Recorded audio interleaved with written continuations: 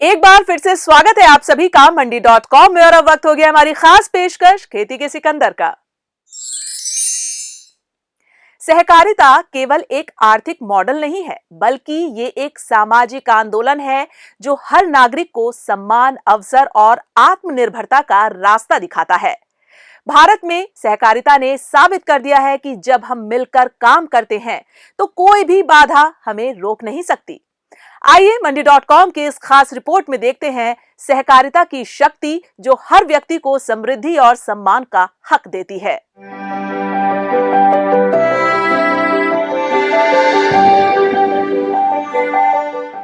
कल्पना कीजिए एक ऐसी दुनिया की जहां समृद्धि चंद बड़े हाथों में ही सीमित ना हो, बल्कि हर किसी को इसका हिस्सा मिले।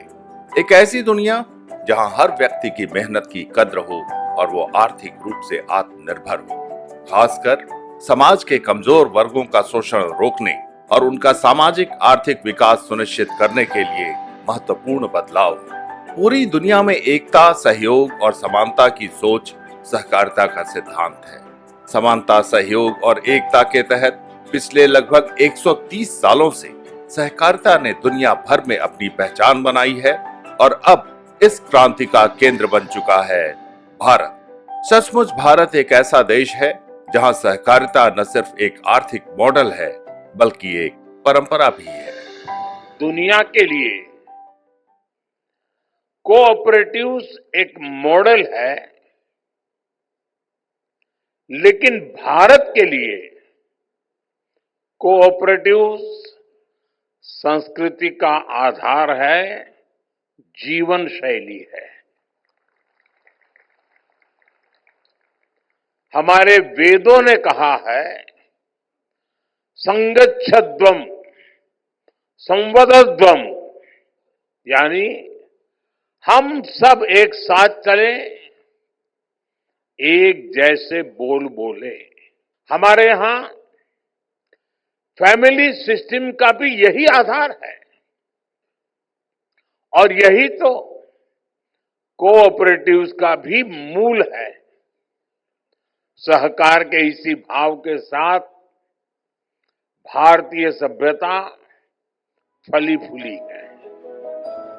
भारत में सहकारी आंदोलन की जड़ें प्राचीन समय से हैं, जब लोग सामूहिक सहयोग से अपने संसाधनों का उपयोग करते थे। महात्मा गांधी के ग्राम स्वराज के सिद्धांत से लेकर सरदार पटेल के किसानों को एकजुट करने तक सहकारिता ने हमेशा भारतीय समाज को एक दिशा दी है। गांधी जी के खादी और ग्रामोद्योग आंदोलन ने सहकारी समितियों को न केवल आर्थिक बल्कि सामाजिक रूप से भी सशक्त किया था। आज भी भारतीय सहकारी समितियां गांवों में परिवर्तन और सामाजिक समृद्धि ला रही हैं। महात्मा गांधी जी के ग्राम स्वराज ने सामुदायिक भागीदारी को फिर से नई ऊर्जा दी। उन्होंने खादी और ग्रामोद्योग जैसे क्षेत्रों में सहकारिता के माध्यम से एक नया आंदोलन खड़ा किया और आज खादी और ग्रामोद्योग को हमारी कोऑपरेटिव्स ने बड़े बड़े ब्रांड से भी आगे पहुंचा दिया है। आजादी के इसी दौर में सरदार पटेल ने भी किसानों को एकजुट किया। मिल्क कोऑपरेटिव के माध्यम से आजादी के आंदोलन को नई दिशा दी।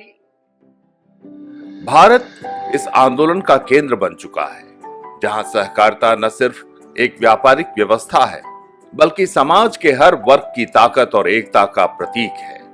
भारत में सहकारी समितियों का जाल इतना व्यापक है कि आज पूरे देश में लगभग 8 लाख से ज्यादा सहकारी संस्थाएं काम कर रही हैं। इनमें 29 करोड़ से ज्यादा लोग शामिल हैं। इन सहकारी संस्थाओं का दायरा अब सिर्फ कृषि तक सीमित नहीं, बल्कि बैंकिंग, स्वास्थ्य, शिक्षा, डेयरी उद्योग, मत्स्य पालन और यहां तक कि पर्यावरण संरक्षण जैसे क्षेत्रों में भी है।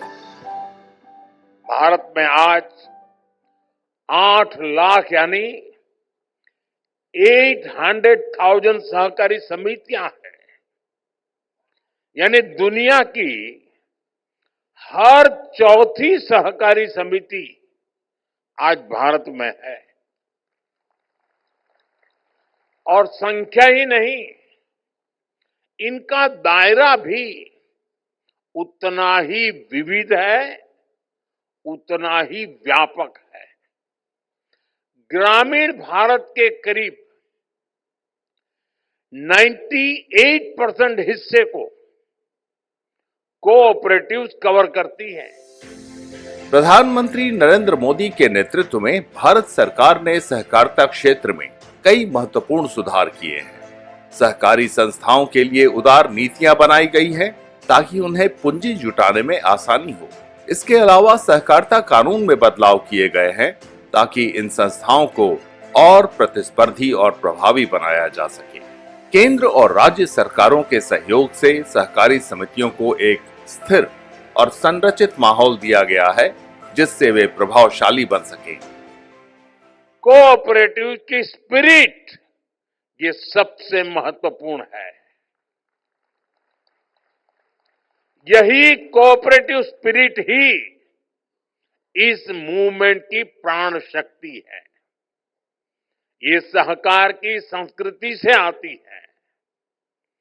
महात्मा गांधी कहते थे कि कोऑपरेटिव्स की सफलता उनकी संख्या से नहीं, उनके सदस्यों के नैतिक विकास से होती है।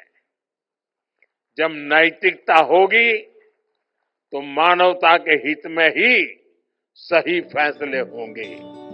भारत ने सहकारिता के क्षेत्र में निवेश और कोशिशों से इसे मजबूत और आत्मनिर्भर मॉडल बनाने के लिए कई कदम उठाए हैं। सहकारिता बैंकों को रिजर्व बैंक ऑफ इंडिया के दायरे में लाया गया है और उनकी डिजिटल बैंकिंग सेवाओं का विस्तार किया गया है। इससे भारत के सहकारी बैंक पहले से कहीं ज्यादा प्रतिस्पर्धी और पारदर्शी हो गए हैं। सहकारी बैंकों में अब 12 लाख करोड़ रुपए से ज्यादा जमा है, जो ये दर्शाता है कि लोग सहकारी संस्थाओं पर पहले से ज्यादा भरोसा कर रहे हैं। कोऑपरेटिव बैंकों को मजबूत करने के लिए, उन पर भरोसा बढ़ाने के लिए हमारी सरकार ने अनेक रिफॉर्म्स किए हैं। पहले ये bank reserve bank of India RBI के दायरे से बाहर थे। हम इनको आरबीआई के दायरे में लेकर आए। इन बैंकों में डिपॉजिट पर कवर के इंश्योरेंस को भी हमने प्रति डिपॉजिटर 5 लाख रुपए तक बढ़ाया। कोऑपरेटिव बैंकों में भी डिजिटल बैंकिंग को विस्तार दिया गया। इन प्रयासों से भारत सहकारी बैंक पहले से कहीं ज्यादा अधिक कॉम्पिटिटिव और ट्रांसपेरेंट हुए हैं। सहकारिता के इस सफर में हमने देखा कि कैसे भारतीय समाज ने सामूहिक प्रयासों से विकास के नए रास्ते खोले हैं। अब हम आगे आपको दिखाएंगे कि कैसे ये आंदोलन आज के डिजिटल युग में और भी प्रभावी हो रहा है। बने रहिए हमारे साथ।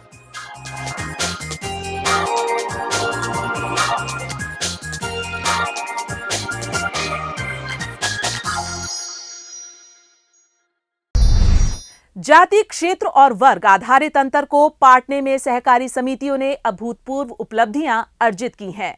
यही वजह है कि देश भर में तेजी से अपनी उपस्थिति दर्ज करा रही सहकारी समितियां ग्रामीण भारत के ज्यादातर हिस्सों में अपनी पहुंच बना चुकी हैं। नतीजतन आज सहकारिता आंदोलन हर क्षेत्र में विकास की नई उम्मीदें जगा रहा है। आज के समय में जब भारत डिजिटल क्रांति के दौर में प्रवेश कर चुका है, सहकारिता क्षेत्र भी इस बदलाव से अछूता नहीं है। मोबाइल एप्लीकेशंस और डिजिटल प्लेटफॉर्म्स के जरिए किसान अपने उत्पादों को सीधे बाजार से जोड़ रहे हैं और उनकी आमदनी बढ़ रही है। डिजिटल पेमेंट्स ने गांवों तक बैंकिंग सुविधाएं पहुंचाई हैं, जिससे किसानों और छोटे उत्पादकों को अपनी मेहनत की सही कीमत मिल रही है। डिजिटल युग में सहकारी संस्थाएं न सिर्फ अपने सदस्यों को आर्थिक रूप से सशक्त बल्कि उन्हें वैश्विक बाजार में प्रतिस्पर्धा करने लायक भी बना रही हैं। हमारा प्रयास है कि कोऑपरेटिव सोसाइटीज को मल्टीपर्पज बनाया जाए। इसी लक्ष्य के साथ भारत सरकार ने अलग से कोऑपरेटिव मिनिस्ट्री बनाई। सहकारी समितियों को मल्टीपर्पज बनाने के लिए नए मॉडल बायलॉज बनाए गए। हमने सहकारी समितियों को आईटी एनेबल्ड इकोसिस्टम से जोड़ा है। इनको डिस्ट्रिक्ट और स्टेट लेवल पर कोऑपरेटिव बैंकिंग इंस्टीट्यूशन से कनेक्ट किया गया है। आज ये समितियां भारत में किसानों को लोकल सॉल्यूशन देने वाले सेंटर चला रहे हैं। सहकारिता के क्षेत्र में एक और महत्वपूर्ण पहल है महिलाओं की बढ़ती भागीदारी। भारत में सहकारी क्षेत्र में 60% से ज्यादा सदस्य महिलाएं हैं। सहकारी समितियां महिलाओं को सशक्त बना रही हैं, जो न सिर्फ अपने परिवारों की आर्थिक हालत सुधार रही हैं, बल्कि समाज में भी सकारात्मक बदलाव ला रही हैं।